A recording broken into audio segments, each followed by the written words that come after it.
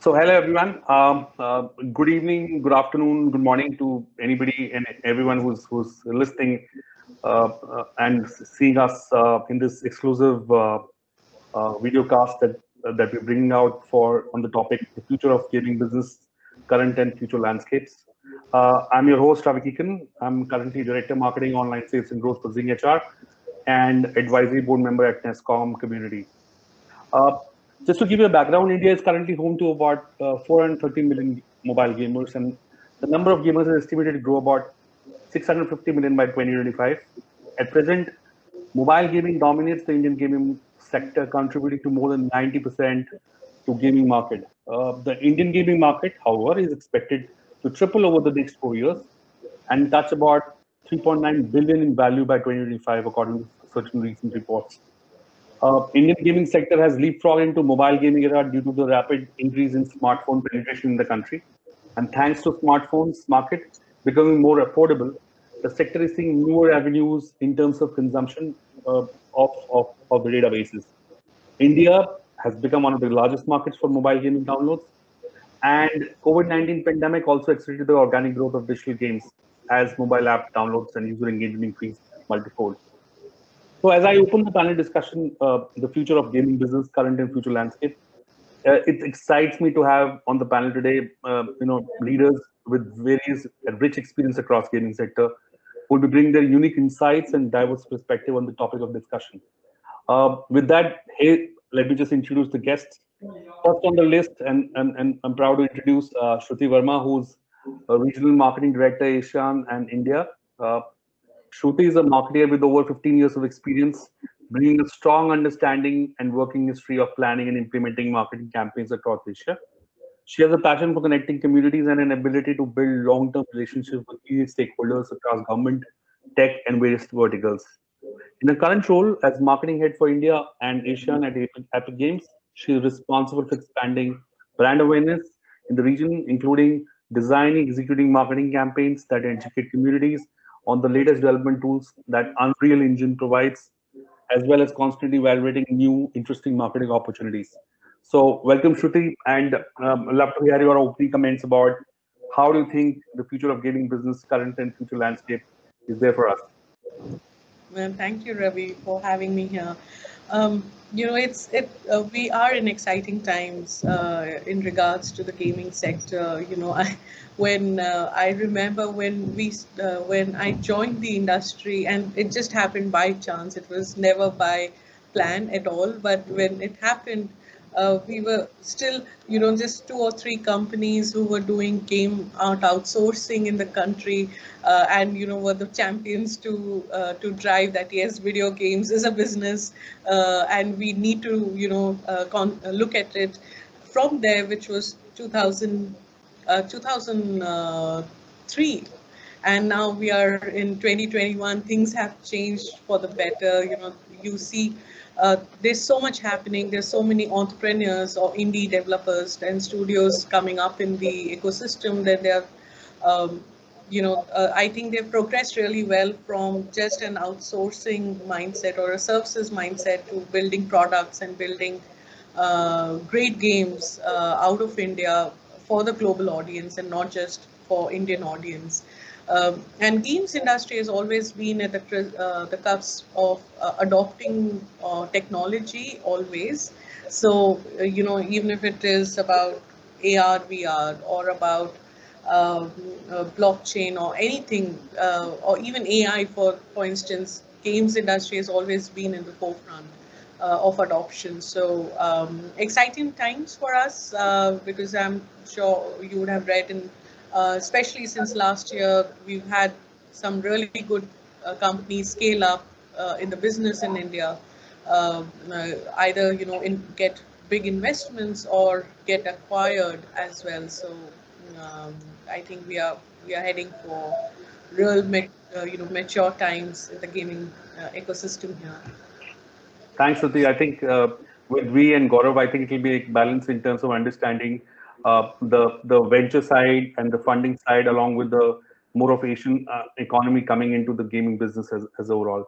Thank you, Shruti. So I'll come back to you again.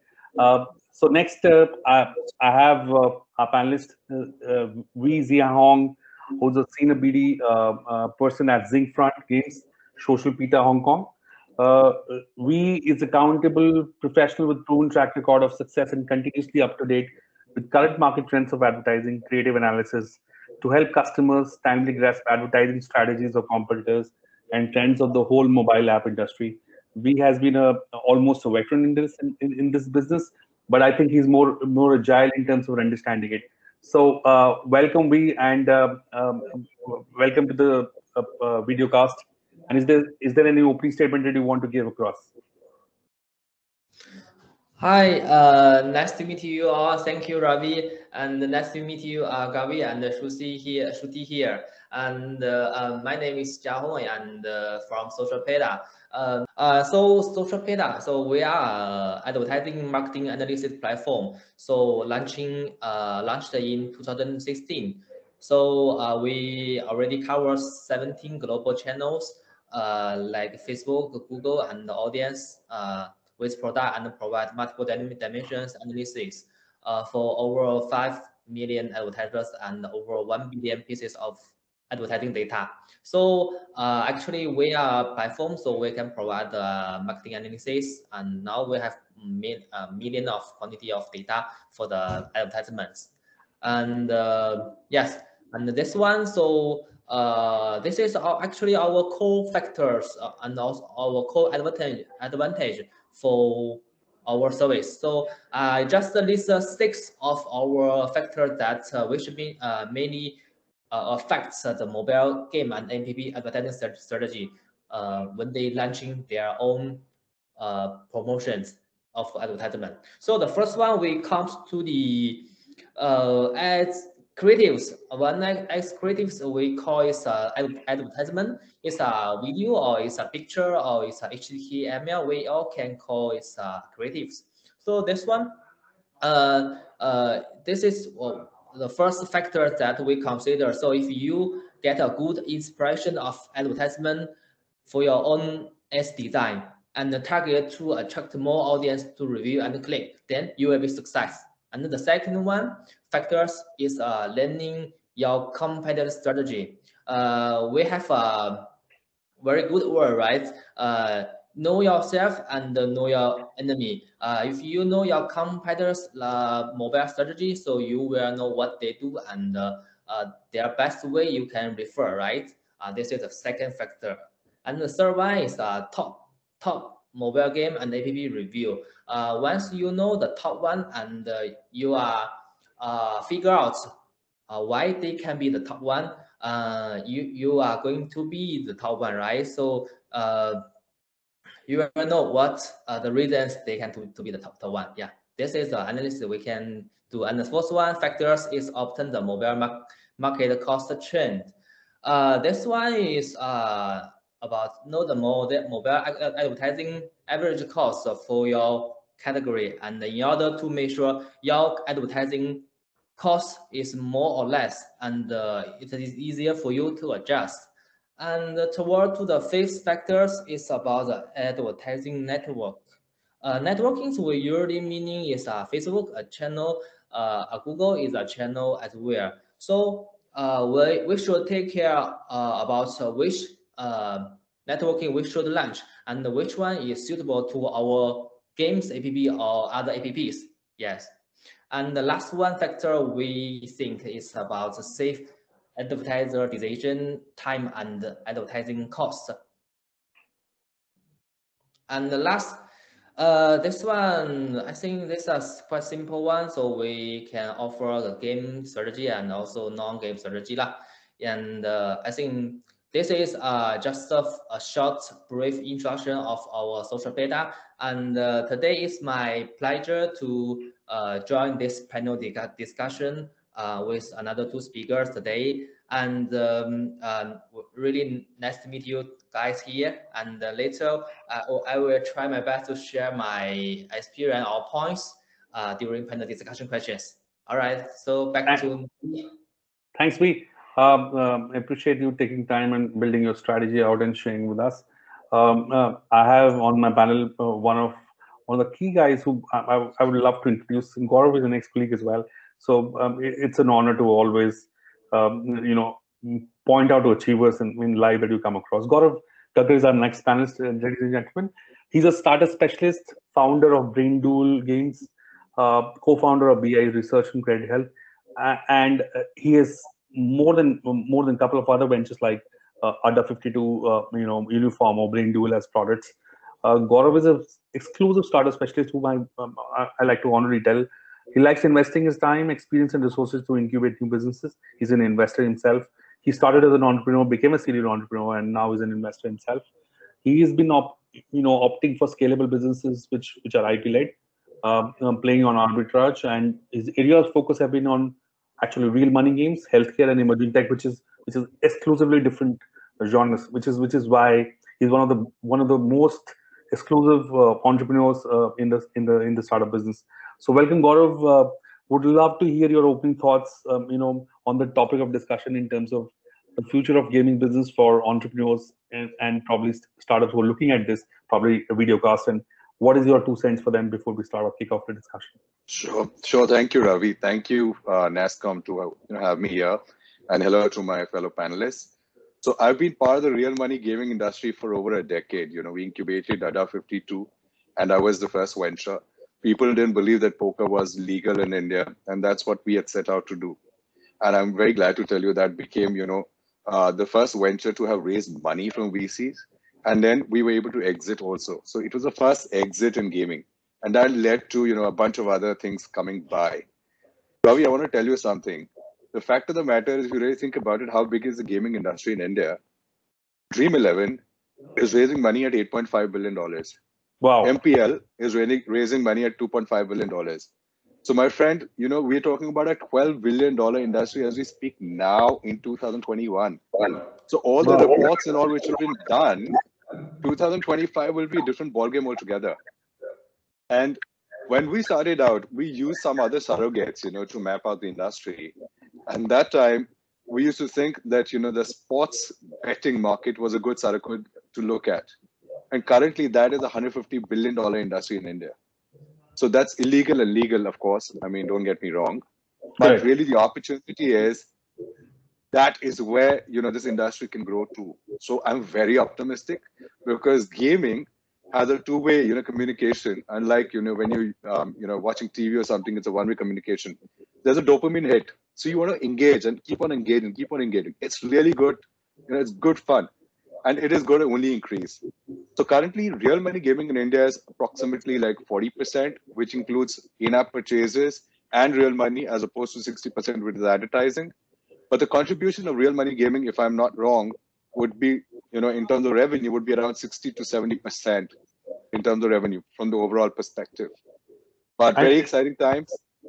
Ravi, it's bound to increase because the adoption for people who understand gaming is also increasing by the day, right, Gaurav? Tremendously. And, the newer generation, it's going to be coming up and they're going to be engaging with these things. The fact of the matter is Indian laws are very different as compared to the world. We look at games of skill and that is legal in India. And that actually provides a framework for gaming as opposed to, skill-based gaming, as opposed to chance-based gaming, a tremendous platform if you really think about it. So exciting times. Thank you, Ravi. Excellent, Gaurav. And I think Gaurav has a point that the future of gaming is not here right now. It's coming as we're talking, and it's increasing by the day. So back to our discussion on the kind of fireside chat that we're having right now. So I'll have some generic questions to all of you, and I'll start with Shruti perhaps, and to understand. Shruti, so my question to you is, what do you think is the key thing that stops the current set of entrepreneurs venturing into gaming business in India? How do you think, you've seen the entire, cycle from an analytics side, research side, and now as in business side? How do you think, what are the key things that you see people who have emerged and people who have lacked? What are the key things that have increased and stopped for people like that? So I think talent has always remained a big challenge, right? Because The industry overall right now employs about 20 to 30,000 people still. So comparatively, it's still a very small employee base per se. So that means that the skills that you require are still in high demand but low supply. So, talent has always been a challenge. But having said that, gaming industry is also very open. They do a lot of collaboration virtually, and global talent can collaborate together over here.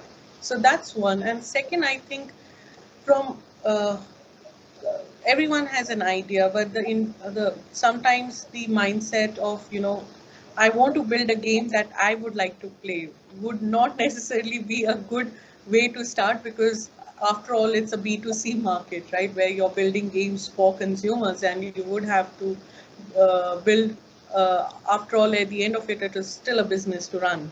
That I think uh, that's also one of the challenges, but it's quickly being overcome, where people are now getting very business conscious and they're running it as ventures, which is really great. And I think the third challenge would also be, which is also quickly changing, is with funding, right?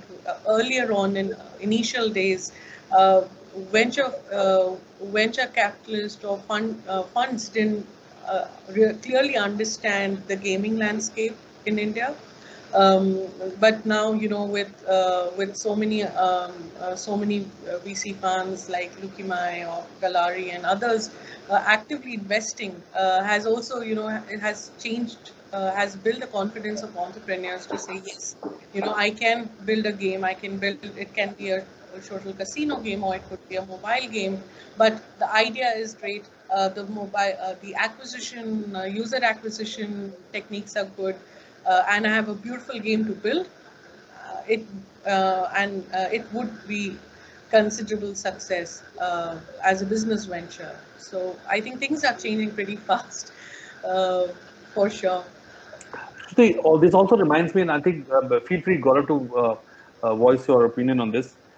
We're talking about B2C games, B2C games also, but gamification as a product, if Yeah, you look at it, so it it's is a big. also it's a huge market in B2B, and it directly comes under HR Tech, because I'm part of Yeah, HR Tech and I understand that. But yeah, nobody's really focusing on that huge market, because we're still dependent on people-centric training. We are still dependent on gamification by people, because that's bread and butter of some folks as well, right? We don't, I don't want to get into that, but gamification as it's like putting AI and ML into play in terms of putting HR tech into play in the B2B business.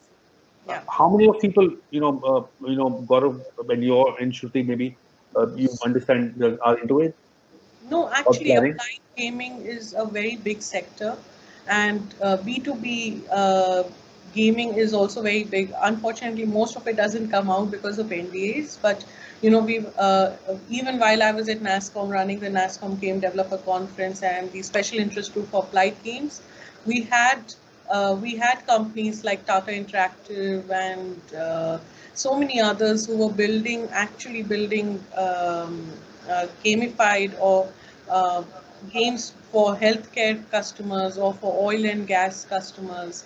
Simulation is so big, right? Simulation is all about games, war gaming, and everything is all about games. And also, I think uh, when I was also in after NASCOM, we also see how people are using the game engine for non-games based work, right? For AR, VR content creation or for simulation work, which is all about using game techniques across Sure, different sectors. So automotive, architecture and defense, even healthcare, everybody is using it. Uh, sure. and it's become a natural part of our thing that we don't realize it, but it's Yeah. still there, and that's where a huge opportunity also lies, apart from mobile games and other genres of games and platform games, which are Sure. consumer centric. I'll come directly to Gaurav. Gaurav, as an investor, as a B2C specialist, and you've diverse your investments into various spaces. So in the B2B space of gaming, what is your 2 cents? Is it On something the that B2, you look? yeah, absolutely, absolutely. So, you're absolutely right. One is going to be on training. So, training is going to see a lot of gamification. It has already started, and you're very right, Ravi, about education also. So imparting knowledge and getting people to compete vis-a-vis, the standard rote thing, which, people have been familiar with. I see a huge opportunity. And I've noticed a lot of people have started going that path, but it's still very early days. A lot of investment needs to come in over there. But because Right. gaming is such a vast sector, it touches us everywhere. You'll see these pockets, as Shruti was mentioning earlier. Also, what I see is with the advent of 5G, you'll see better AR and VR products coming by, which Yeah. is, there is a little bit of resistance because the consumption is restricted right now. You can't, do it very easily. And the cost of, goods is also very expensive right now. So Sure. AR, VR will see a lot of adoption, and I see a lot of things happening there as well in the very near future. I'm talking about the next 2-3 years. Yeah, that's on the cards actually. All right, On thanks, the Gaurav. cards. I'll come to V right now. We have a specific question from you. Um, how do you think, and you're working in Southeast Asia. So my question is, what is the future of gaming business in Southeast Asia with respect to the current adoption rates? And do you think this will have a long-term effect on the current engagement of consumers? What is your thought on that? So the first one about the SEA markets to search in the gaming business, right? So from South Asia reports, and because our business covered South Asia a long time ago, so the report shows the video game industry has been a full decade of strong growth and boosted by the rising economic factors to access the communication technologies and ever improving the digital economy across the regions.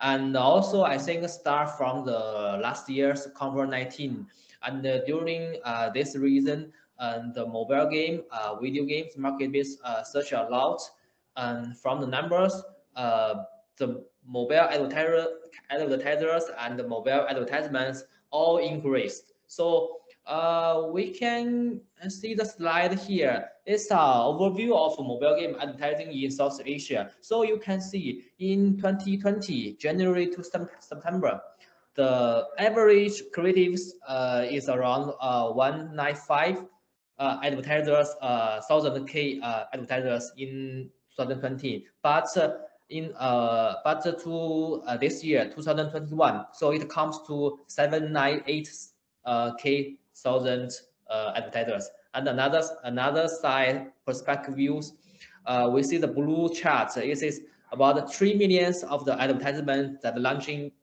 in 2020, but we have 10.9 million creatives, which is the advertisement launching in 2021. So from last year to this year, it's the increase is huge, and it's a double or triple increase from Southeast Asia. All right. I'll come to Shruti directly now on this because you're handling Southeast Asia as well. So Shruti, what is your 2 cents in terms of the current adoption rates in India and South Asia? And do you think this will have a long-term effect on current engagement of consumers and employment both? So, you know, our side of the world is, it's very different. India is very different with Southeast Asia, and within Southeast Asia, if you look at Malaysia or Singapore versus Thailand or Indonesia, all countries are different. For example, what we saw was Malaysia is far ahead in terms of maturity, and that too, building more PC games and console games, and compared to that, if you look at Thailand, you look at Vietnam, they're all very mobile game centric, just like us, because they're mobile first country as well. So they're emerging economies. It's different across the board, and similarly, the way the industry shapes up, that's how the maturity of the studios and the industry, local industry ecosystem also comes to be. However, what I would say is that there is a lot of lot of potential for collaboration. Um, if someone is uh, looking at targeting publishing games to that region, of course, there's nuances of localization. There are nuances of different uh, payment options to be done there, and how people play games. Even countries like Burma, right? For example, Mobile Legends is so popular there. They actually, you actually find people buying play cards in the country, and it's so different compared to India. If you, for example, in India, play cards may not be as popular as, okay, just having in-app purchases or giving away gift vouchers. So it's different for every country, and it's evolving too. And I think another point I would also like to make is, with this whole physical and virtual worlds merging in so rapidly, and people looking at different ways of engagement, and especially now when everybody was in lockdown and staying put at one place, the whole emergence of the merging of physical and virtual worlds, or the metaverse, right? Everyone is working towards that. How do you make your entire experience more real, and make your storyline more real, and things like that. So that's interestingly, we also see some of those examples popping up in the region. So yeah, that's my view on overall thing on how Southeast Asia versus India Thanks, uh, thanks, is Shruti. looking. Thanks, Shruti, for your 2 cents. I think I'll come directly to Gaurav, and these are questions that every entrepreneur would want to hear, and probably people in who are willing to get into gaming would want to hear. So, Gaurav, there are two questions I would want. The first question is, what are the top three challenges for any early stage business who are planning to start into gaming? What are the three challenges? And the second question, probably I can ask you again, is, do you have to be a tech geek to really build a gaming business? Very interesting. I'm not a tech geek, right? Yes, yes. But Right. what we had was something which was intellectual property led. That thought was there. And therefore, we partnered with tech geeks, and we couldn't have built what we did without them. So let's be Right. clear. So if you want to be in the gaming business, you have to have a solid team. The number one challenge in any business, any startup, more specifically in gaming, is a solid team, which is diverse, right? So you have to have various skill sets. So tech is one, strategy is another, IP if you're going for that kind of thing, depending on what kind of game you're building. So Sure. product is going to be extremely, extremely important. Like people look at tech, but I think the product part of it is more important than tech also. So Because is it I'm not, is it is it product marketing, or is it tech marketing, or is it both of them together? you'll have to have both, but product is more important because there's a consumer experience and Sure. there's a journey. In gaming, what we use is something called loser journey. So the winner is always going to come back. How do you Wow. retain the loser? Wow. How do This you is a get the great one. liquidity? How Great do you one. get the liquidity? How do you ensure that people keep on coming back and they stick with you? So those are things. So when any young team, when they are starting out, the biggest challenge is A, to get the team together to fulfill all these roles. B, to put up a cohesive, focused plan, but very importantly, test it out. Don't make the entire build and then you find out that you're So not really relevant to the market. validate the business. You're saying validate the business. Validating POCs, validations, early POCs, early winners. Try to see how those things are panning out. And you'll see a lot of course correction which you'll have to do. Don't think that, just because, as Shruti had mentioned earlier, I remember, that just because you like something, everybody else is going to like it. It doesn't work like that. So Sure. you have to be very careful. You have to keep on refining. And don't make the mistake of thinking that, you're going to be able to get just a game off the shelf and you're going to be able to plug it in. So, Ravi, out of my own experience, when we were doing poker, we got a product for as less as 500,000 INR. We made the mistake of buying it. Believe Wow. you, when we ended up making the product, it cost about more than, $2 million. So Wow. that's the kind of difference I was talking about. Yeah. Yeah. So be very cognizant. Don't go with inadequate capital. Be very clear that you'll have to experiment, you'll have to get to know your customer. So yes, that's what my 2 cents is on this. Can a techie, without a techie, can you get into the gaming business? Well, live example here, but you will need a rock solid team who you can trust and build upon. So you can't do without techies or product guys. So, being a non-techie, what were your three things that pulled you into this? One was, I am assuming, is IP for sure. Then was your strategy, go-to-market planning. That must be the second, if I'm not wrong. What is the third, which I'm not able to figure out? So Ravi, actually the first thing is always IP. How can you disrupt status quo? What can you get into the market which is missing?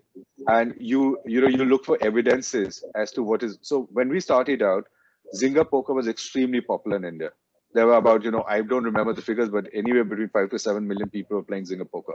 What we also realized was there was a bunch of techies who were coming back from the US and they were looking at poker. Suddenly poker is not an Indian game, but everybody was looking and talking about poker. Now we said, listen, here's a challenge. Everybody's talking about it. It's getting more popular. But how can you do it legally with real money? Because that's where the charm is. And that's when we realized that our legality allowed us to do that. But we'll have to do a whole host of things to make it, tangible for people to understand, for us to be able to raise VC money, for us to be able to, even offer an exit. So those kind of things really excite us. Wherever we can differentiate, build moats, and keep up the competition and be ahead of the curve. So that's extremely important. Learning on the go. Excellent. I think that, I'm assuming that people will rerun this video cast again and again on entrepreneurs and startups and people who are into business. I think the formula or the sweet sauce remains the same. I think business validation remains the top of the priority, remains for any business. I think it's fair to say that it remains on the top. Second is the kind of team, which is basically specialist people who can run the business or build the business, whether tech, non-tech product. Second. Third, last not the least, but specific to this industry, is about disruption and IP. I think innovation-led product and services, which probably can disrupt the market and give you the first mover advantage or disruption in the market to get the first, fruits in.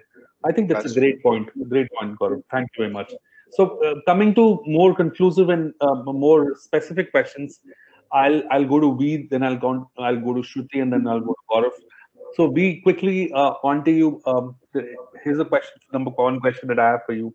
How has the Southeast Asia market responded to the surge in gaming business? And you can probably take your company's example in doing so.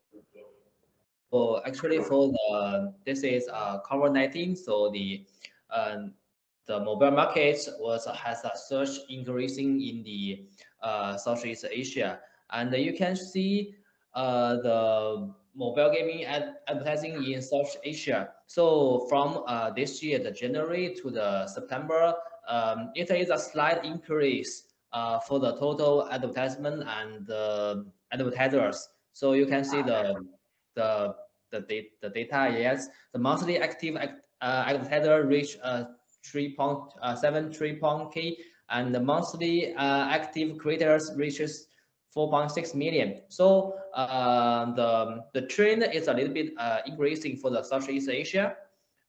Yes, and also this is my point that to answer your questions. Yes, for the first question, right?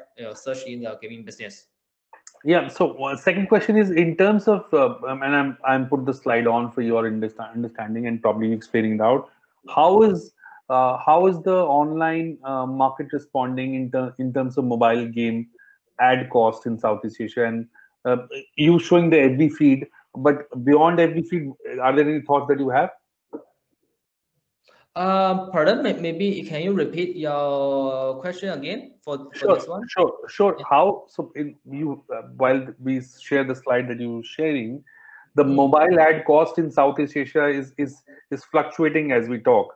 So, as compared to Facebook, are there any other trends that you have in your mind? Yes. So this slide just shows Facebook networking, because Facebook is very famous and very top channels among those networking. So also we have other many channels. We have around 32 channels include like Google, Wango, Adobe, and like others like all audience network and other so on, because there are many networking that we sort them together, and Facebook is one of the most popular one. So for this slide, it's about the like the CPC or CPM for the average cost in Facebook. But this one shows is average in South Asia from January to September this year. So you can see in different months, the CPC or CPM is different. It's flowed, and the trend that you can capture in specific months, and you can compare with your own mobile advertising price. Either it is high or lower, you can have a comparison. And if higher too much, you need to adjust your mobile strategy, because compared with the average, your investment is too large, and maybe your keyword or audience is not very suitable. All right. My second question is, what are the kind of revenue verticals in the gaming business that you think there are?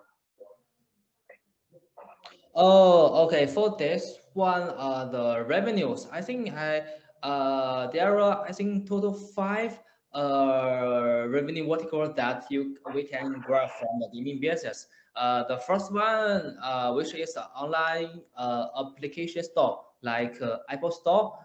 You can upload your app or game app to the Apple stores, and then it says a payment download version, right? So this is the first way, and the second is in-game purchase. Like, so this is the 2 ways that are most common and in the gaming industry. And the third one is in-game advertisement, like you accept other some advertisements and insert into your game apps, so you will get money from the advertisement, right?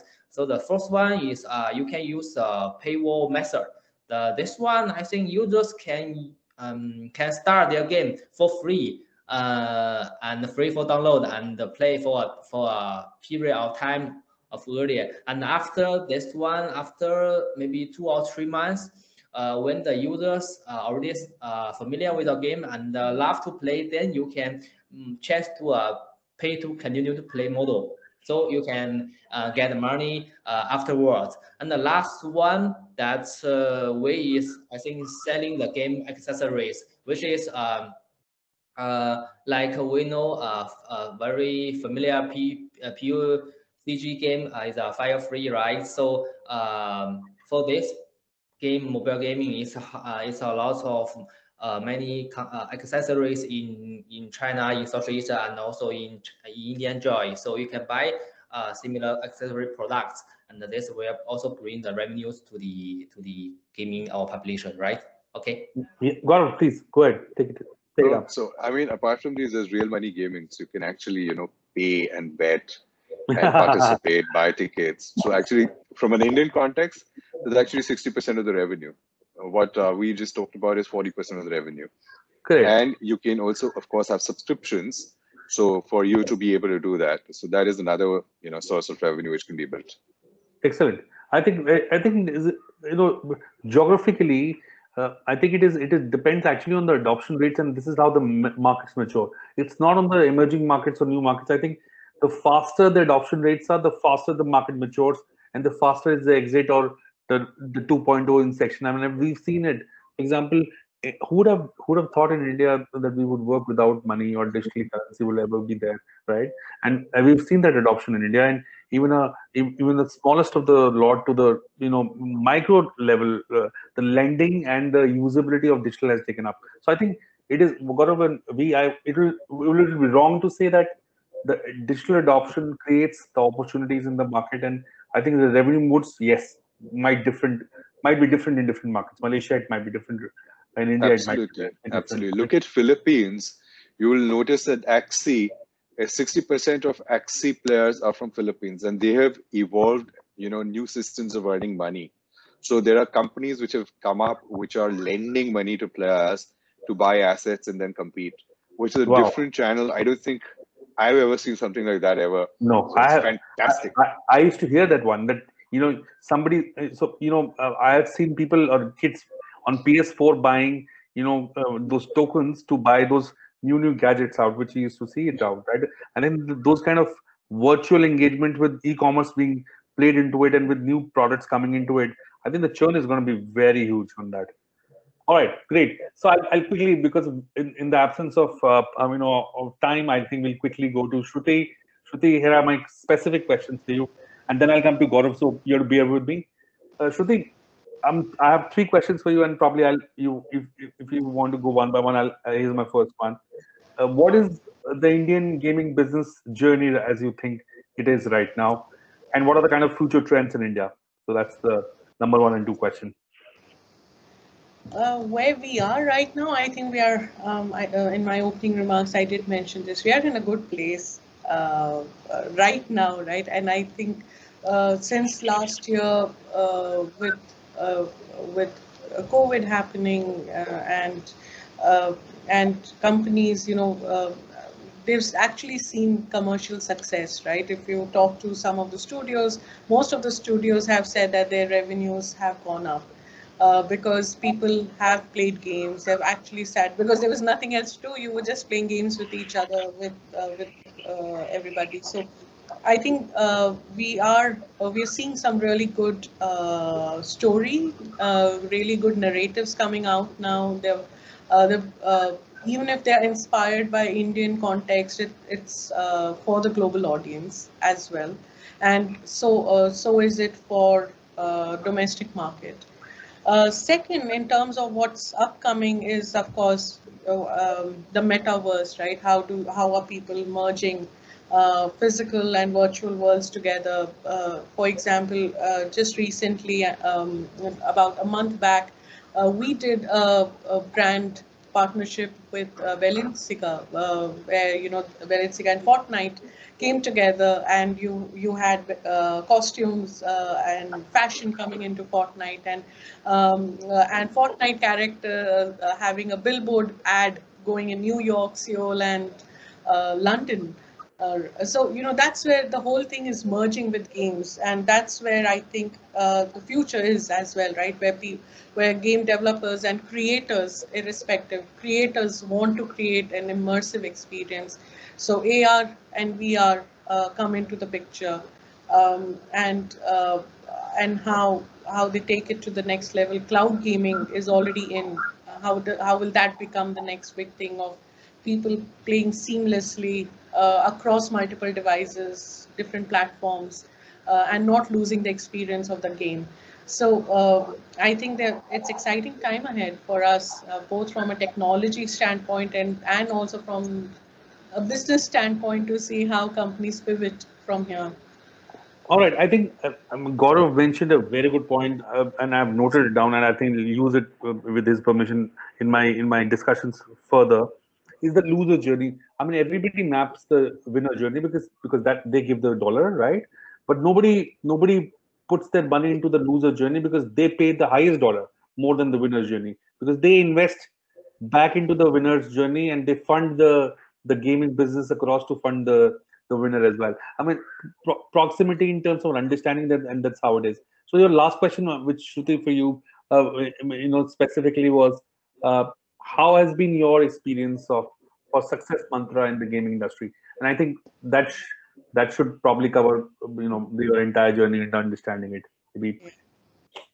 So I'm not a game developer like Gaurav. I'm not a techie person at all. I'm So it's from not the Gaurav. Gaurav is not a game developer. He's not a techie. exactly. Yeah. He's a financial geek, if you call him what that. But that's all I know about him. I mean, me first hearing that Gaurav has gone into gaming business was a shock to me. But when he sold his company and I saw it in story, and I called my common friend and said he sold his business. This guy was into tech business. I was shocked, as you are. So, yeah, I mean, for me, it's been, I've seen gaming from both, from a industry point of view and also now on the practitioner side point of view, right?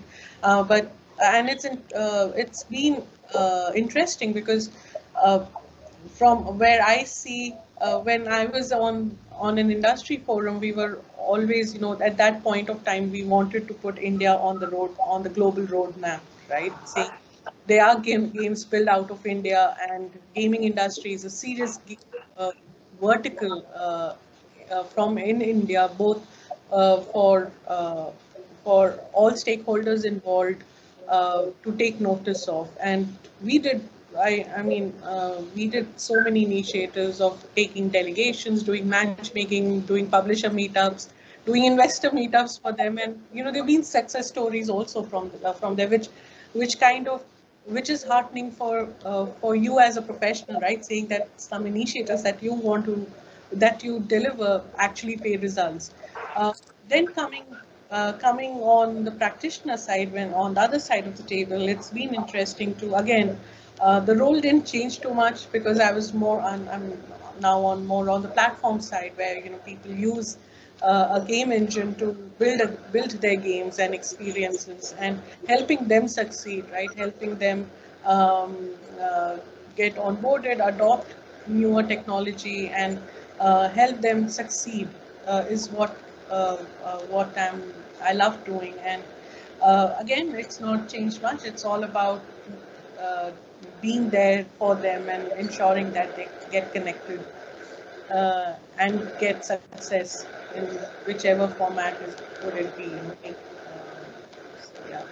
Great, Shruti. So I'll come directly to Gaurav. And Gaurav, my question to you, and I think many people from now on till the time this video cast is done, they would want to hear it again from one, because you've had the journey of building a company, scaling the company, and selling the company, and then investing in the company, and that's a fair amount of understanding for a serious entrepreneur to look at it. So for all those entrepreneurs and for all those startups that are seeing right now, and whenever they see it next, I have some specific questions specifically to gaming and the entrepreneurship, right? Is my number question number one is, what is the number one thing that you think quality as an entrepreneur in the gaming business should have? What is that number one quality? I think focus and conviction.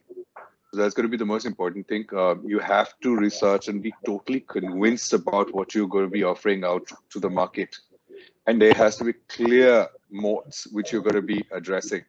A, building those moats, and B, ensuring that, those are real ones. They are not like, as we call in Hindi, khayali pulao. They have to be real moats. So if you're solving for something, you're focused towards solving it, and you have to understand the depth of that problem and be able to tackle that.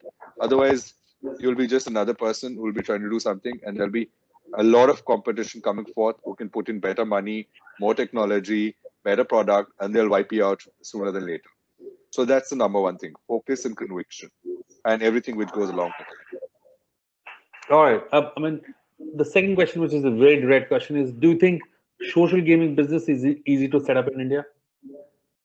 No, it's not. I will not say it's easy, because what happens is that, again, social, if you really think about it, India has many countries in one. So, and the culture varies from one place to the other.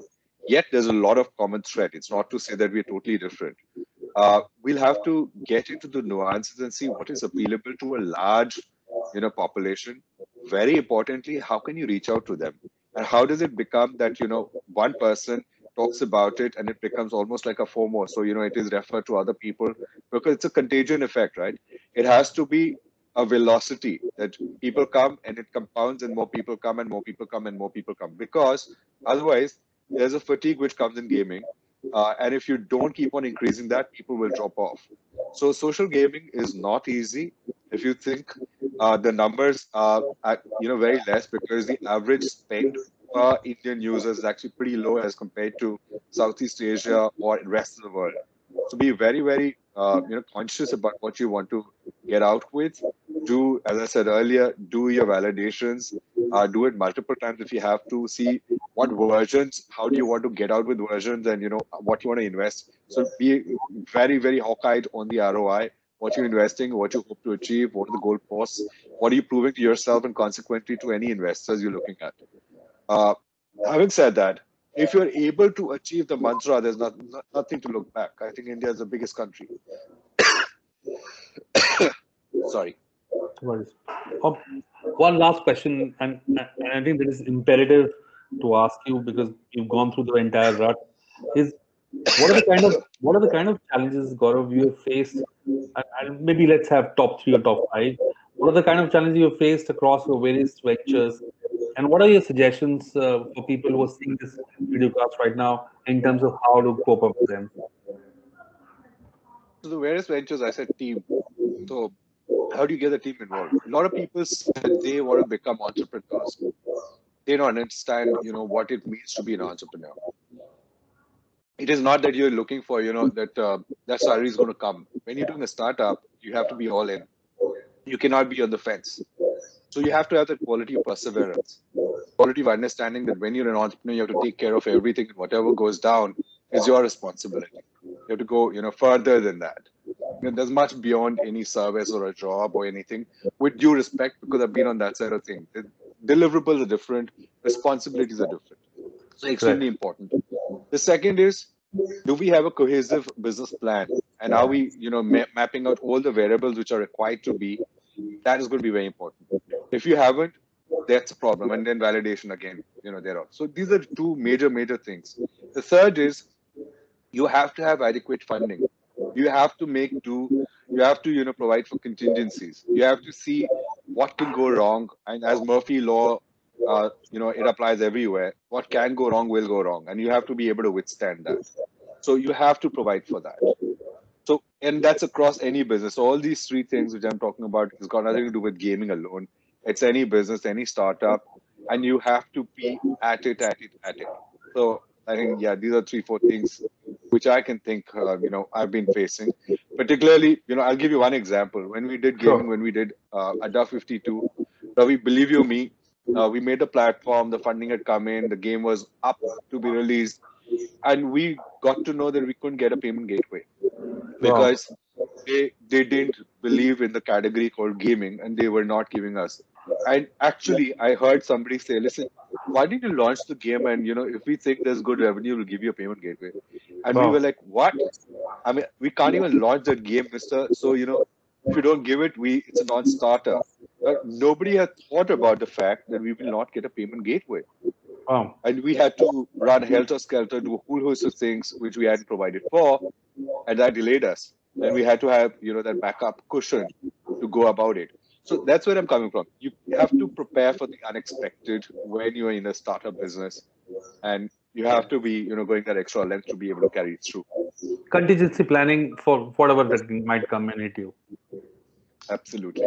Great, excellent. I think we mulled into a lot of great pointers, and I think Shruti's expertise from either side, from an industry analytics and from the business side, V's expertise from Southeast Asia in terms of understanding core business of gaming, and Gaurav's intricate journey from a entrepreneur, gaming entrepreneur to an investor.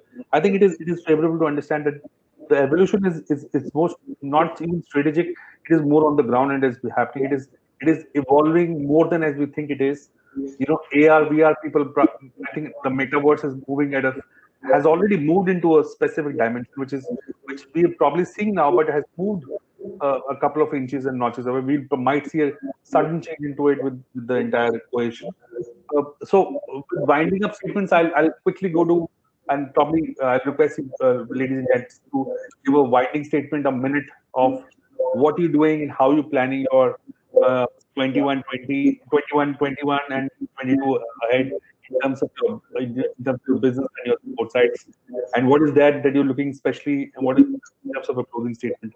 So first Shruti and then V and then Gaurav. Please. Shruti, all yours. Yeah, sorry, I lost the connection for a bit. No worries. I said, what is your closing statement for your company or for yourself in terms of what you see in 2021 and ahead? How do you see it in probably a short 1 minute, 2 minute closing? That's tough. But yeah, I'll try. So I think for me, it's about continue creating good content and great games. And we are there. We will pivot. We are already pivoting. We've seen some good success stories this year in the recent past. So um, I think, every year we used to say that the gaming industry is arriving, but I think we have arrived now. So yeah, that's from me. Thank you, Shruti. We all to you. What's your closing statement for Southeast Asia? Yeah. So okay, for my concluding, actually, our business just penetrates into Indian markets because Indian markets are also very new to us, and also I think start from earlier of last year, the Indian also is under the COVID-19 still situation, and a lot of the Indian people still work from home, right? So, and the Indian users, they may have a more relaxation time to play the mobile games. Maybe this will increase the whole mobile and industry in the future. So this is the point that we capture, and we want to go into the Indian market. This is one of the reasons. So maybe we would like to more of the Indian people that can know our product and service, and this is maybe our objective for 2021. All right. Excellent, Ravi. Thanks a lot. Gaurav, your closing statement, please. So Ravi, I think it's fantastic time for gaming in India. We'll continue to strive for two things. One is look at legality. I think the legal framework in India and all the states, because it's a state subject here. We continue to work with on policy along with various agencies, etc. To hopefully clear the air and make it better for gaming as such. The second is I see a lot of AR/VR coming by. I see a lot of use of blockchain, especially NFT coming by. It's also something which is going to be really, really popular. However, how NFTs are going to be used for gaming is going to be extremely important, because there's going to be a legal and policy bearing also on that. So these are the 2-3 things: AR, VR, NFT, legality. These are 4 buzzwords, I think, which are going to dominate the Indian scene. Of course, centrifugal to all of that is IPs. So there will be new IPs which are going to be created. This is where I see the coming times, and exciting, and we're going to be right in the midst of it. I think it is imperative that we understand that emerging tech mixing up with gaming, and specifically blockchain, which was an NFT, which is the latest one, and blockchain, because that has been winding for long. Because I think, Gaurav, it will not be wrong to say, and Shruti and we, you can correct me if I'm wrong, the blockchain usability of blockchain is still a little bit pending in terms of the consumer behavior, right? We talk about it, but I think the usability has to expedite into the lowest format, and they experience that. Once I think that blows off, I think it will take up like a hot cake. And of course, NFT, which is picking up, we'll have to see the effect on the mobile and non-mobile as well, both in the gaming industry as well. So thank you very much, ladies and gentlemen. Shruti, thank you. We thank you. Gaurav, thank you for sparing time and talking to us. I thank everyone who's listened and saw us in this video cast. I look forward to interacting with the gentlemen and ladies again. I wish you all the best, and thanks, Gaurav, and Shruti, again, for having a great time. Thank you very much. Yeah. Cheers. Bye-bye. Thank you. Cheers. Bye. Bye.